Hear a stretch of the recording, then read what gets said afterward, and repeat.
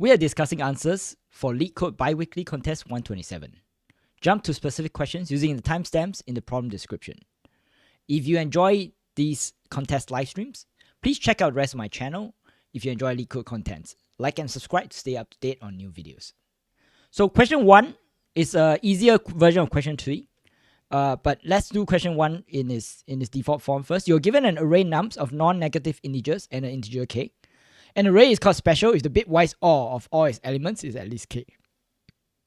Return the length of the shortest non-empty subarray of nums, or return -1 if no special subarray exists. So the first thing I want to point out is like this bitwise OR. So bitwise OR always gets people, right? OR always gets people. You think that you add two big numbers, you get one more big number. You get small number, you get small number, but that's not the same as adding. It has very subtle differences. For instance, consider this number 1101. If you were to add 1101 to 1100, okay, this would actually not take any effect at all, because the zeros match, the ones is already here, and these ones are already here. However, if you were to add 1101 to 0010, even though this 0010 is smaller than 1100, this 0010 actually has a bigger effect, because this 0 will now become a 1, and this will get you 1111. So bitwise OR it sort of follows the same idea of when you add two numbers together, they become bigger, but you OR two numbers together, they become bigger, but it has like subtle properties that make them different from just raw addition. The other thing that you notice, you'll find out later on, is you cannot subtract, you cannot undo an OR easily. So if you have 1101 and that gives you 1111, you cannot undo this 1101, right? You cannot say take this number and then minus the previous one. You can't. There's no easy undo operation. Okay, thankfully for question 1, we don't actually need to undo. So what do we need to do? Well, you basically need to return the shortest special non-empty subarray of nums. And so the way to do that is the way to do it by brute force is to generate all subarray of nums. Quickly, how do I know brute force works? Well, the first thing I do is look at the size. Nums smaller than 50. Smaller than 50 means I can do whatever I want. Very, very small inputs here. The length is only is less than 50. So how am I going to do brute force? Well, the way to do it is you need to do a nested loop. And then what you want to do is you want to get a subarray from I to j. And then you're going to calculate these guys, these subarrays, bitwise OR. And then you go from there. So I don't want to spend too much time on this because I think most people got it. So you do a nested for loop. B is the running total. You take B XOR the current one. If it's the length is basically j minus I. So this is the length, j minus I. And then you just return. So that's the basic idea. The basic idea is just a nested for loop. Okay.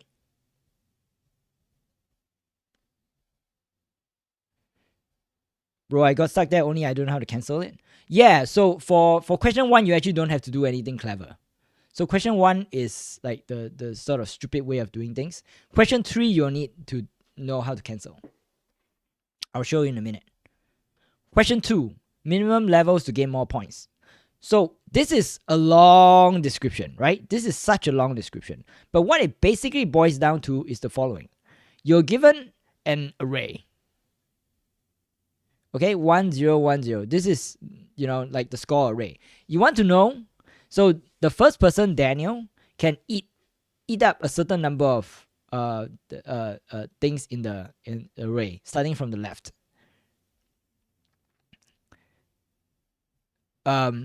And the idea is you want the first person to get more points than the second person. So for instance, for an array of 1010, if the first person eats the first two, he will get a score of 1 and a score of -1 here. So for a total score of 0. And the second person will have to eat the rest, which is again 1 plus -1, which is 0. So both of them will have the same number of points, which is a draw. Yeah, both of them same number of points, which is a draw. On the other hand, if Daniel takes the first one and let Bob take the remaining 3, Daniel's score will be 1, and then Bob's score would actually be -1, because every time you see a 0, the 0 deducts 1 point. 0 is not neutral. 0 deducts 1 point. So how do you do this? Well, it's not that hard. The first thing you do is, one person did it in this way, which is, I'll just say what way I did it. So the way I did it is calculate what's the total number of points that you can possibly get from this array. So for instance, if you take all 4, you're going to get +2 and -2, which gives you 0. So for Daniel to win, he needs to have at least more than 0 points. Okay, let's take another example. Let's say the sequence is 1 0 1 1 1 0 0 1, right? So the total number of points you can get here is going to be +5. There are 5 ones, and -3 because there are 2 zeros for +2. So for Daniel to win, he needs more than +2. So let's see what he gets when he takes the first. Alice and Bob stop playing. Yeah, Alice and Bob. Why did it stop Alice and Bob? Yeah, I think Alice and Bob, because I'm pretty sure it's for diversity issues. You know? So if Daniel takes the first one, he will have a score of 1. If Daniel takes the first and the second one, he'll have to score back to 0, because 0 is a -1.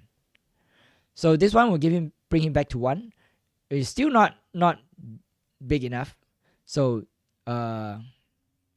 this one will give him to 2, which is actually enough. Sorry, I made a mistake here. You don't need to be larger than +2. +2 is the final score, right? What you need to do is to be larger than 2 divide 2 equals 1. So you need to be larger than 1.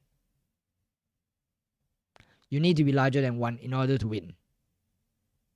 Because the total number of points you can get is 2. If you get 1 point, that's going to be a draw. You get more than 1 point, then you're going to win. So this is the answer. If this was the question.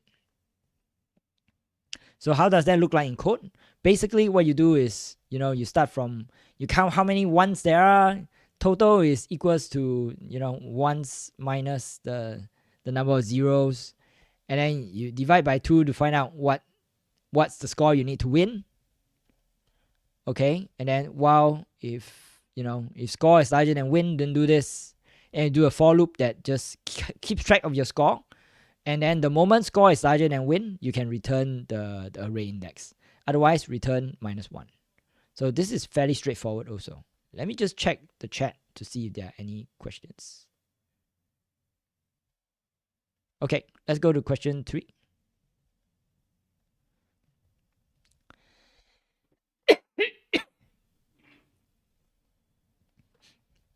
So question 3 is actually the hard one.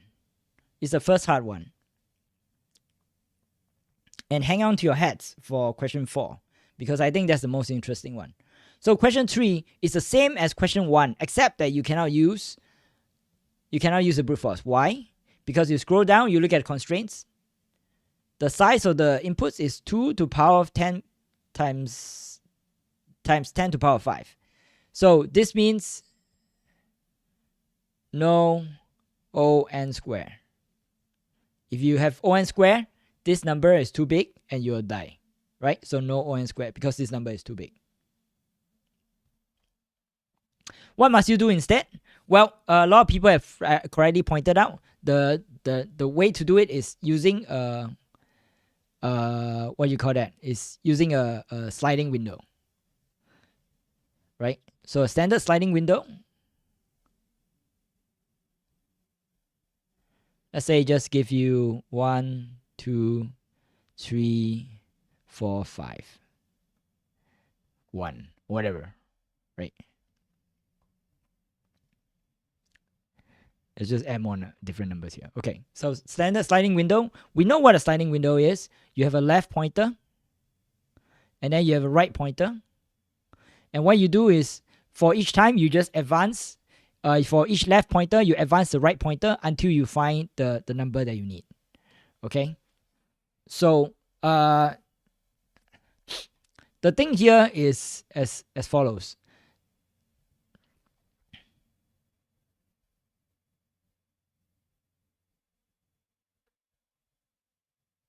Let me just read the chat real quick. Yeah, sliding window. Yeah, so the thing here is as follows, right? Every time you, so this one, I don't know what is this? 0, 1, 1, 0, 1, 1. So this all will be 1, 1. This is 3, right? 1, 0. This is, okay. And then when you move on to a next number, you have to remove this, and then you have to add this new number, right? That's how sliding windows work. So here you get, here is 1, 1, which gives you 3. Here you want to remove 1 and you want to add 1. But here's the tricky part. Adding this 1, 0 is easy because you just do an OR. You just do an OR. But removing this 0, 1 is very difficult because you can undo an OR operation. You know that the XOR of all these three numbers is 1, 1, but you don't know how to unXOR 0, 1. So what you need to do is, instead of keeping this 0, 1 here, you basically need to keep an array.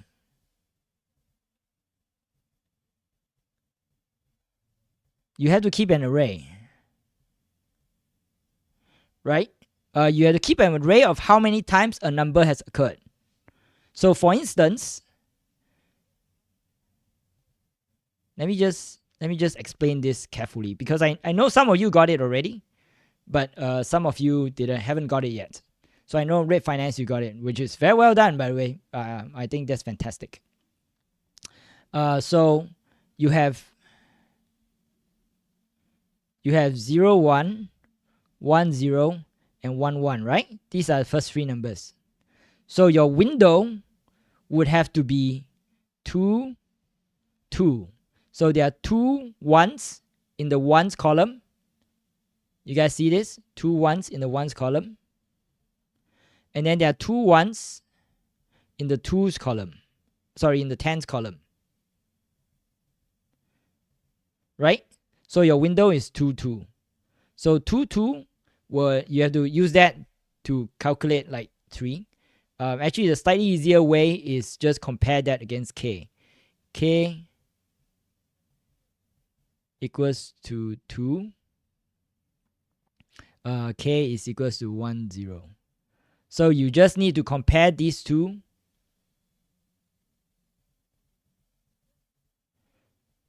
Equals to 1, 0. So you need to compare this and this. Make sure that wherever k has a 1, you also have a 1. Like from left to right. Yeah. So let's move now let's slide the window one step to the right, right? So here is 2, 2. Because there are 2 occurrences of 1 in the ones place, in tens place, and 2 occurrences of 1 in the ones place. When I slide 1 over, I'm going to subtract. I lost this one, right? I lost this 1 here. So this becomes 2, 1. Because I lost this 1 in the ones place, I reduced that by 1. And I gain 1 more in the tens place. So this becomes 3, 1. So 3, 1 is still 3. Interestingly enough. So as you can see, the sliding window, like the XOR value and the sliding window is sort of different, right? So it's a bit tricky to find out. It's not automatic, is what I'm trying to say. Okay, so basically you go on to the end, and then that would, yeah, and that the rest of it is a standard sliding window. there's one more trick which you have to take care of, which is because you're looking for shortest sequence. When, let's say this one, when you move to let's say the next one, when you move to the next one, and let's say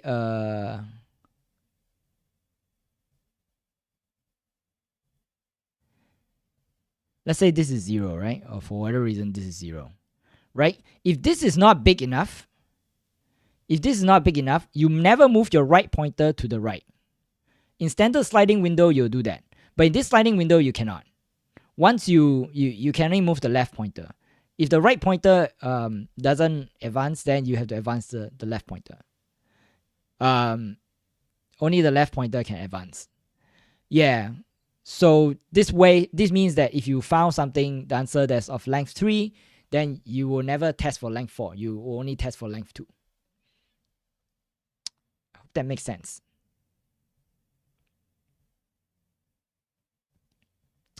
Yep. So any questions on this? You're too good for LeetCode. I'm not too good for LeetCode. I'm just skipping around because I want to be able to I know. I don't know how they did this. Yeah, I'm skipping around because I want to have something interesting to say for question 4. So question 4. Ta-da, this is what I have.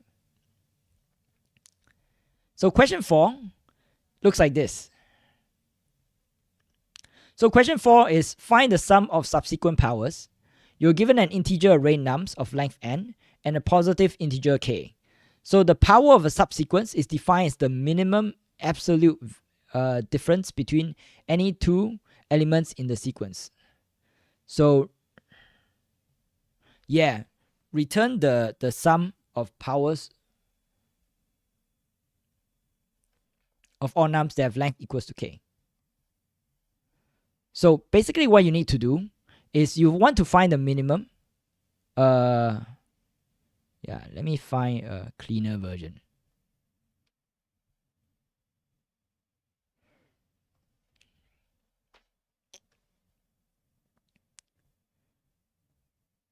There are 4 subsequence in.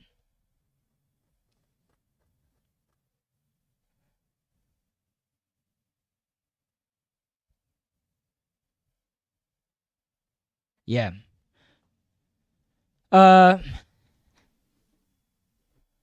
Yeah. So basically you need to find the minimum absolute difference between any two elements in the subsequence. So you can do it by brute force. You do it by brute force, you're not gonna work. You do it by brute force, it's not gonna work. It's just a really big number. So the way I try to do it, which I now thinking about it, I'm probably not gonna.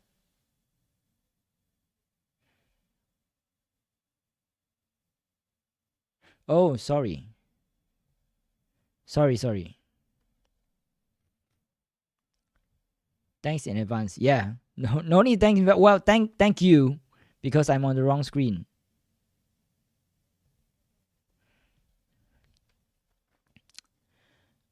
You are given an integer array nums of length 3 and a positive integer k. The power of subsequence is defined the minimum absolute difference between any two elements in the subsequence. So return the sum of powers of all subsequences of n that have length equal to k.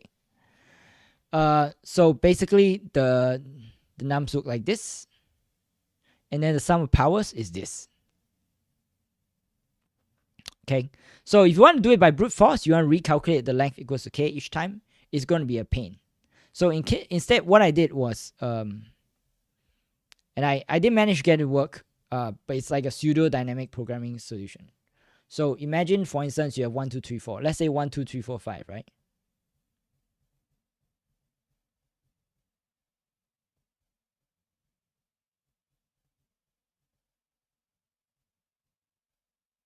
So I calculate the difference in sums between all of them, essentially in like a k by k range.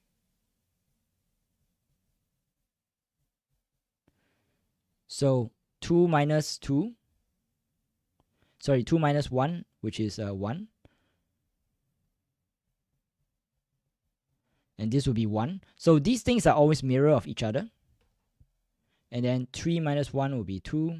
3 minus 2 will be 1. And then this is the same thing. 3 minus 2 is 1, and 3 minus 1 is 2. So these numbers are all the differences between the numbers here. So when we look at the next one, basically what we get is we get the largest number here. 4 minus 3 is 1. 4 minus 2 is 1. This is 1. This is 2. So when we move down the sequence, basically what we observe is that we are essentially taking the maximum of this, the minimum of this,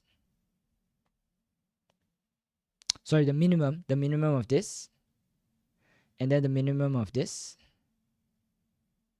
Yeah, so on and so forth. Yeah, actually now thinking about it, I don't know whether my strategy works or not. So my strategy is basically to find the minimum, and if I know that I'm like, if I'm in this square,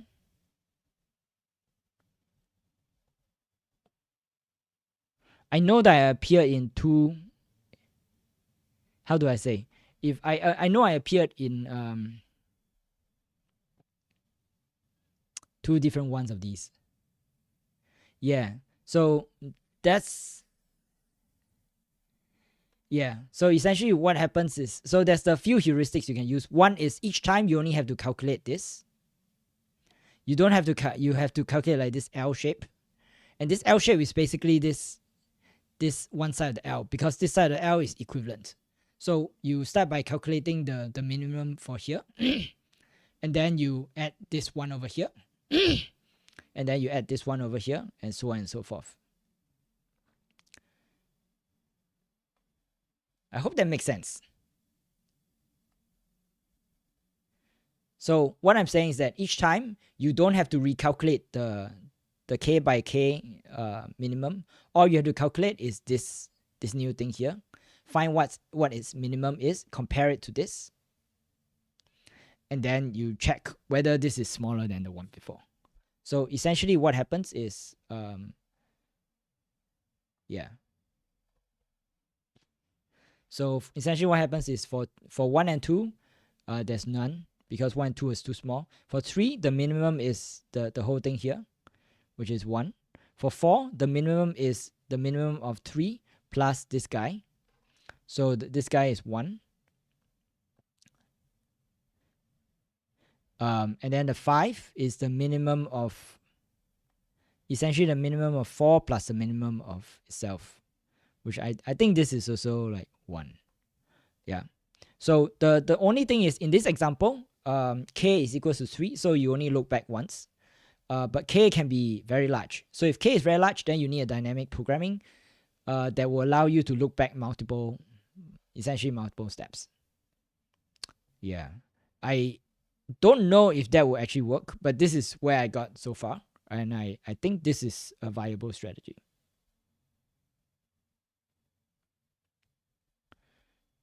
Yeah, sorry, let me explain this in more detail. Why are you creating a matrix here? I'm not actually creating a matrix. I'm using the matrix to explain the intuition. So the idea here is for the very first k length, so the very first k length, I start at, this is essentially the index k minus 1. I calculate the minimum of this square here. Right? This square is basically the difference between 1 and 2, 2 and 3, 3 and 1. Right? I calculate the minimum of the absolute difference between any two elements in this, and this will be the answer for this square here. So the minimum for this guy over here, for 4, I don't have to recalculate everything. Instead, I just take the minimum of the one before it, and then add this L shape here. Yeah. So that's where I got. That's my intuition. So the idea is to incrementally do it each time, and you need some kind of dynamic programming table. So I did not manage to finish this problem. I thought I was further along than I did, but I wasn't. So I don't know if this would actually work. So that's unfortunately the unsatisfying answer.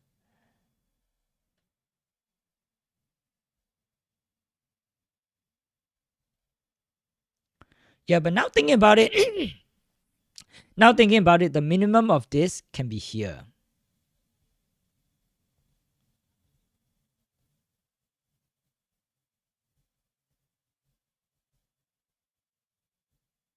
Yeah, in which case, I can't compare it to just this.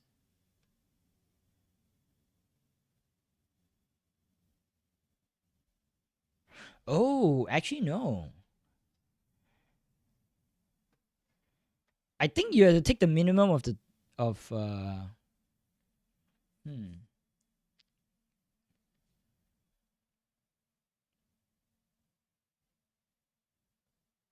Actually, I have a better idea.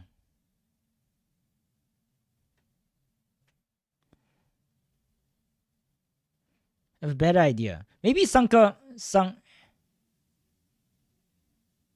yeah, each element will be part of many sequence. Yeah, sum of powers calculated by. Yeah, that's what I'm thinking too. But I couldn't figure out how. I know each element will be part of many sequences. It will be. And the contribution can calculated by. But you don't know how many sequences it will be part of. That's the problem. I went down that track also. I thought it would appear many times, but I don't know how many times it will be part of. Actually, now thinking about it, I think I have a better explanation for this strategy. So what you want to do is you want to calculate like this diagonal here.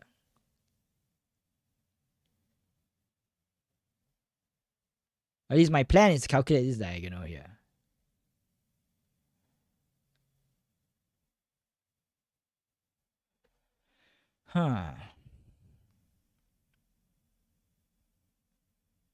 So when you add a one more,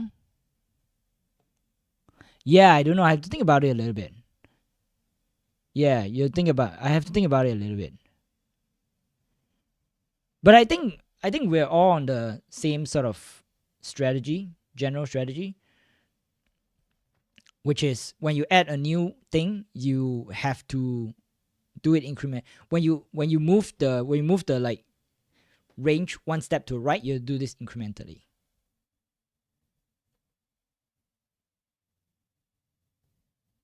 Yeah, I think the contest should be unrated too, because at the start it was very slow, right?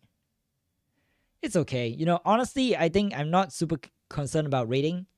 Yeah, I'm not concerned about rating. The main thing is if you came and you learned something, that's what counts, right? Because at the end is your skill, your ability that you take away, and hopefully your ability to use that in either your job or to find a job or to become a better programmer. Or have fun. Maybe your goal is to have fun. Some people do this for fun. So Jatin Yadav, is there any way I can know ABC and then A and I can get B, C, D? No, you cannot. So the answer to the question, Jatin, is no. Which is why, let me flip back to the other one. Which is why you need this. Which is why we keep track of which is why we don't just keep track of the Zord results. We keep track of how many times. We keep track of frequency table, basically, of how many times a 1 appeared in that particular position. And then when you have A, B, C, D and you want to minus A, you just find out all the 1s in A and you reduce the frequency table by 1 in those spots. Yeah, okay, that makes sense. Yeah. Actually, pretty good contest. It's a pretty hard contest, I think. It's like, you look at question 1 and you cannot solve it in 10 seconds, it's a pretty hard contest. It's unfortunate. And question 4, I think I'm going to try question 4 on my own after this. I think, yeah, I don't know. It's an interesting question. I'll think about it a little bit. Okay, either way, thanks. Yeah, thanks a lot for... So, Jatin, how far did you get to? I'm just curious. I know Red Finance, you finished the first 3.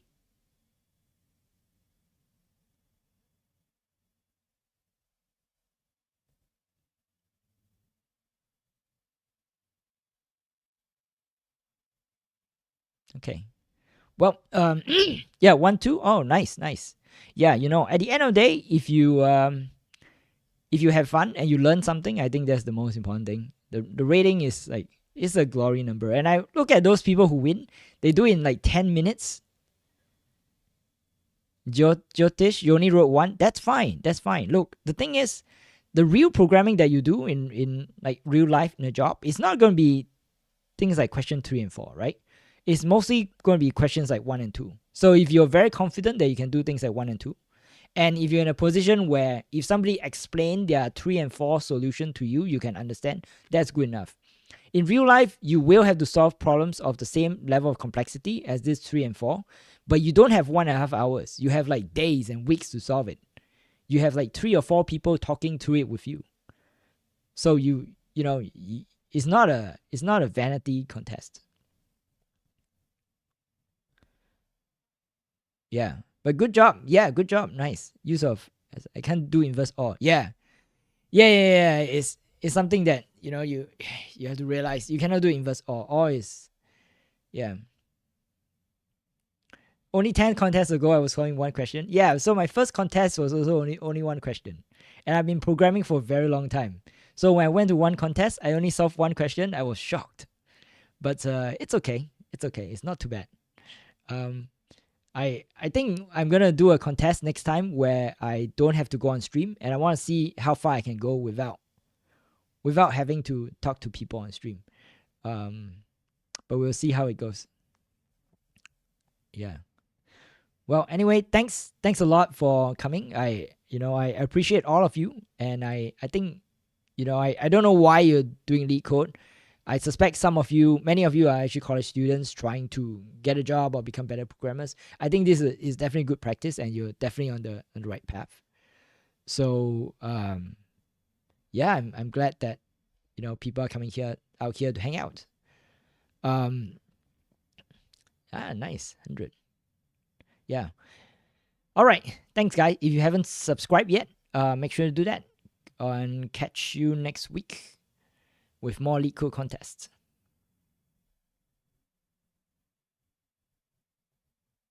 Ciao.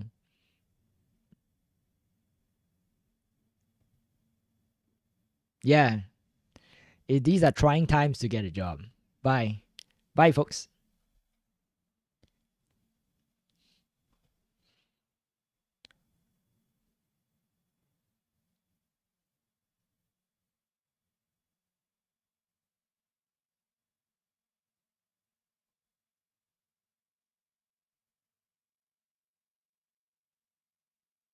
And by the way, if you guys have any suggestions or feedback, or you think you want more explanation, less explanation, go faster, go slower, let me know in the comments, and I will tailor fit.